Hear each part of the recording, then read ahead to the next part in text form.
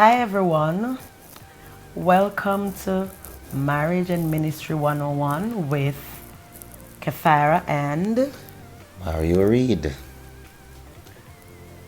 tonight we're here with another sit down video, a continuation of where we left off. I know we have a time span, but we were dealing with some things and he was busy. Still is. So, we're just going to talk, catch up on where we left off. So we were talking on how we met, and he was telling you a little of his experience and going into Bethel and all of that. But before he went into Bethel,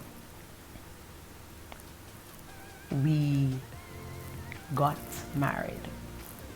And before the marriage, there was an engagement. And before the engagement, there were some, what do you call it now? Events leading up to the engagement. Right? Yes. As I said in the last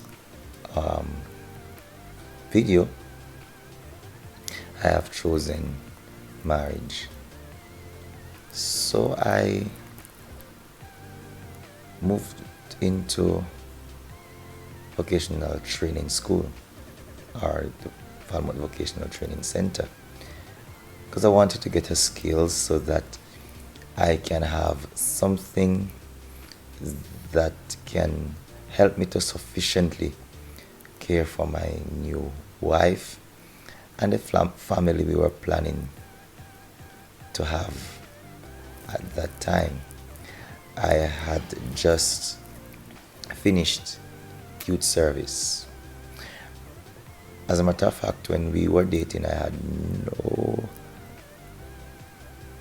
thought of marriage. Marriage for me was like after college, pastoral college, because that's what I was pursuing at the time.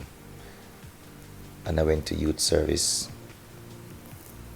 and I got a little bit of nudge and become much more aware, and so I thought that I needed a skill. So after youth service, that 6 months work, I went straight into heart to be trained.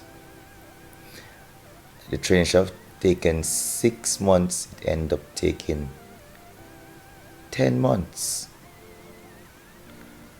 And I had a plan we had a plan to get married in 2005. So the intention was to have completed heart in the 6 months, go to work, save the money to get married in 2005 of June. A lot of things did not really turn out that way as I had thought, because as I said, heart took me up to 10 months, which took us into the year 2005, like February into March. I actually had to stop to go and work because we were planning to get married in June and I needed to work some money. But 2004 was when I think I heard clearly that I need now to go to Bethel Bible College. And we were talking about marriage at that time. And immediately that I got that compulsion to go into college, I called her, same place in Falmouth. And she was very nice on the phone until I heard nothing more from her. And I told her that I'm going to go into college. She became very silent. Were we engaged at that time? No. Oh. I got engaged 2005. We were planning to get married. Remember, we had planned to get married in 16 months. We started talking about our marriage like from 2003. And our pastor then gave all who were in a relationship an ultimatum. Is either they get married or they dissolve the relationship. So others got married like in 3 months' time and so forth. But then we decided that we would not have gotten married until 16 months' time. So we're planning to get married in June 2005 because the plan was to work, earn, so we can rent our own place, buy our furnitures, and be able to pay for our marriage that we wanted, our wedding that we wanted. So things did not really turn out. So it was in that time that I told you that I'm going to go into college. And I did not hear anything more from her. Knowing her became very concerned. It means that some emotions were stirring up inside of her. And she's processing some thoughts. And that's exactly what happened. Because when I went to visit her, she did not want to talk to me. She did not want to see me. And she was crying her eyes out. Her eyes were red. And the one thing I can remember she's saying was that every time she thinks that her life is going forward, it keeps going backward. Because she did not want to marry a minister, a pastor.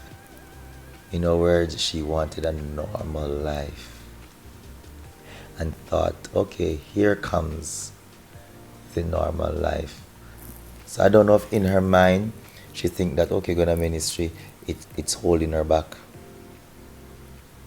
And I said to her, it's not that it's going to stop us from getting married. We are still going to get married and go into college.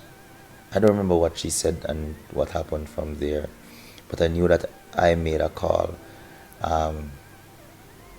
to one of the lecturers who were lecturing in the extension and to say to him that I believe I need to go into college. And he says, full time. I also spoke to him further and he says, okay, the college has a policy that if you marry within the year, you're supposed to sit out a year. So my intention really was to go into college like the September after I would have gotten married the June. So when he told me that I have to spend a year with my wife before I go into college, then things kind of seem a little bit different. I don't know what happened, but she a little bit I don't know if she accepted it or she was being okay with it, but we just moved on with the plans that we have for marriage, and we did got married. I think though that no, I would have done things a whole lot differently. We used to take our little trips into Montego Bay, our little dates, and we would have gone to look at rings. So she long knew the type of engagement ring she wanted. And she's a little bit special, different. And everybody else was using half of their married ring to be engaged. She didn't want it. And I wasn't working. I was going to heart. But then, when we check out the engagement ring, I think that it is something that I was able to manage with the stipend that I am getting from Heart as a trainee. And I took that money and left school one evening and went straight into Montego Bay to buy her the engagement ring. But let me back up a little bit. How did I knew that this was the woman that I wanted to be with? All the time dating her, I don't know if that was the case. I don't even know if she wanted me. But I remember that I said to her that I think we were moving on to different things. She would never had said she loved me. Whoa. She had never expressed that. And on Valentine's Day, she gave me a card. That card. Oh, it's not that card. I still have it. With the piano on it. No, not that one. I thought it was, you're going to talk about the one that we bought the same card. Remember that I one? don't remember that one. The Christmas one. I don't remember. I can remember the Valentine one. The Valentine one is special to me because... Oh, you know, so I should look for the card. The next time I'm coming on the live, I'm going to show you that card. What card? The piano on it. Oh. She gave me that card. And she gave me that card after we spoke, and we think that this thing not working out for us. And we want to peaceably part and go our different ways. Because she was adamant she didn't want to be a pastor's wife. So on that note, she wanted to go her way. And even while I was dating, I was saying, Lord, I know I'm not ready to marry, but if at least let me know who my wife is. Let me see who my wife is. I think I was praying, and on my knees I was praying. And I think shortly after that, I got that envelope with it, and I read it. And she was telling me of the type of person that I am, and what I will do, how I'll make I make a nice husband For somebody. And immediately after reading that, something clicked. And I went to my mother. And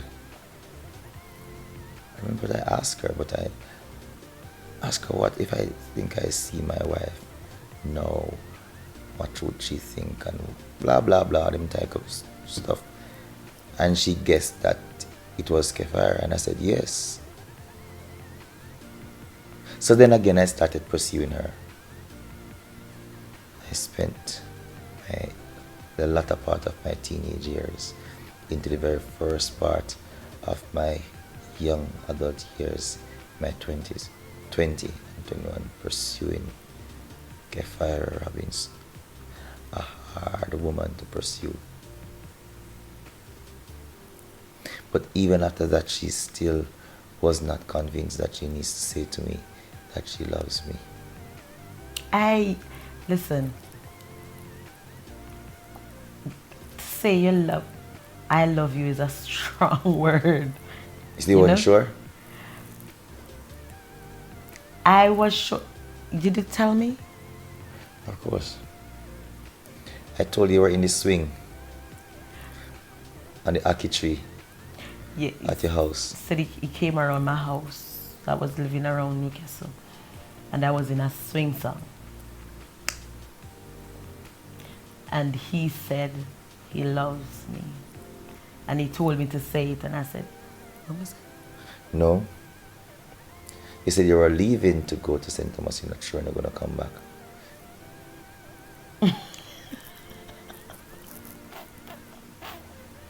Oh, Jesus. And I said, do you love me? You didn't say, I'm not sure. I don't know. We weren't engaged, we weren't married. I don't want to tell somebody me love them and then gone about their business. No, sir. Find somebody different. No. So, fast forward into when he went and get the engagement ring at Montego Bay. Alright. I always wanted a nice engagement. Them times I never have cable and him something, the cable and him something. But I always knew that I wanted She's to read Mills and Bones. No. Daniel Steele. I knew I wanted a nice engagement. Well, nice engagement. And I was hoping that I would have gotten a nice engagement. Or the notebook. But our pastor at the time, he messed that up. That was not even an engagement. It was the crappiest. We did not get.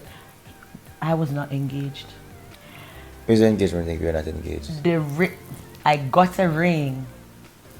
The ring was brought to church because he insisted that the ring must be brought to church. I mean, oh God, young people are getting engaged. He insisted that the rings must be brought to church for everybody would get married because he want to announce marriage is in the air, marriage is such a mess. Anyway, he brought the ring to church, and when he brought the ring to church and he came up, he said something like, marriage is in the air, and then you're no noise, nobody now say nothing, no clapping, no nothing or nothing, because it's me and him. Previous engagements, when him come up and him say marriage is in the air or whatever, you hear people start screaming and clapping, and the adults start clap and something. When it was my turn, and they say marriage is in the air now, you don't hear no sound. And then when he called both of us, like the church quiet, if you drop one pin you hear it. And I felt so embarrassed. I felt bad. I felt embarrassed. I felt alone. And then nobody was celebrating me except my sister and then the twins. The church was so quiet, and I was like, oh Jesus. So when he prayed for the ring, and when church over, I was living beside the church. When church over and he come over the house, but he take a ring from him. I don't think that's the case. I gave it a ring at my house. No, I looked at the ring at your house. But I gave it a ring at my house. You came over that Sunday. You did not go on your knees. No. You did not say, Carrie, will you marry me? No. So engagement? What did expected. What is in it? What is left? You knew the ring was coming to church. You knew pastor was going to announce it. So he's the one who messed it up. So I must come back and do all of these, what do you call it? Blushes thing? That's what they call it? Yes, it's something. But the expectation is there. It's not about the expectation. No, it just destroyed everything. No, but you could have still said... That was not my plan. I did not need to say anything. You came over to my house with expectation that you're going to receive a ring. You saw it. You picked it out. You knew I got it. You knew... That's not how engagement goes.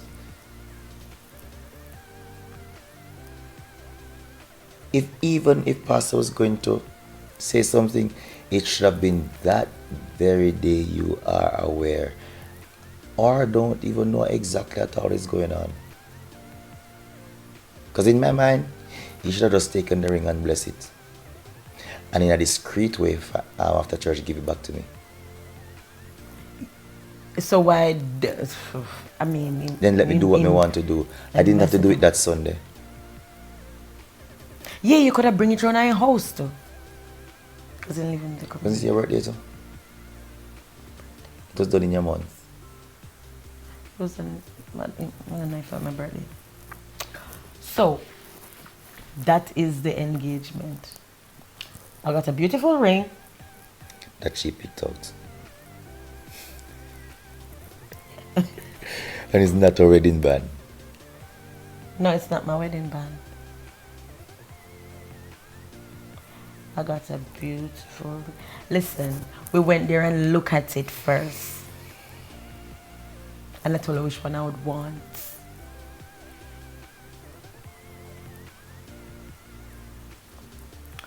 So I got a beautiful engagement ring. And I had also take her. Her fingers were abnormally small, They're still small. like 4. Abnormally small. You can imagine how much they have to take that ring down.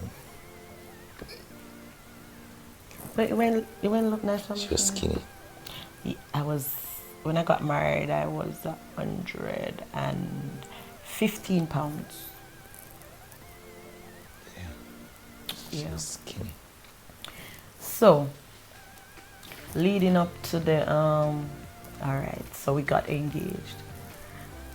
Originally, we wanted to have 12 persons at our wedding. Oh, you wanted to get married at that hotel? Yeah, Breezes at the time. Yeah, I think I checked out Breezes.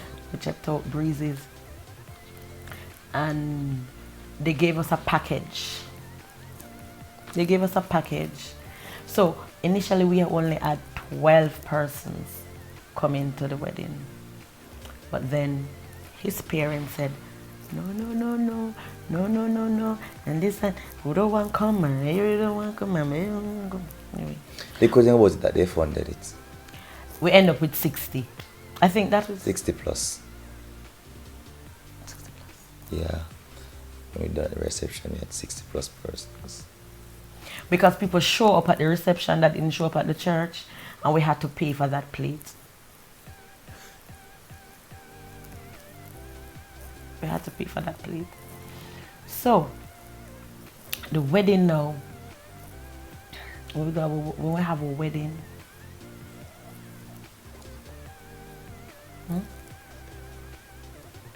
when we had our we had our wedding now, I had nothing. Because my plans went AWR. And funny enough, the plans I had to have purchased the ring, or I was going to work and purchase the ring, it didn't happen. My plan was going to purchase the ring, it never happened. So it ended up that my father gave me the money to purchase the wedding ring. Coming up so close to the wedding, June 11. guys, we'll tell you about the wedding and ministry. As I said, we have part 2 and part 2 of part 2 and part 3 and part 4. And she'll show you the pictures of her skinny self. And myself too. Still a bit skinny. This is baby weight, so. But yes, we'll let you know all about it. We'll let you know my marriage, what the marriage was like before he went into ministry, and how we transitioned into Bethel and all of that. Thank you guys for tuning in to Marriage and Ministry 101 with Kathara and Mario. And I hope you like, subscribe, comment, and share the video. Thank you for all. Thank you to those of you who have subscribed. Continue to share our video, continue to like our video, and please do drop your comments down below. And your prayers. And your prayers. Or requests. Or requests. Bye, and we'll see you in our next video. Peace.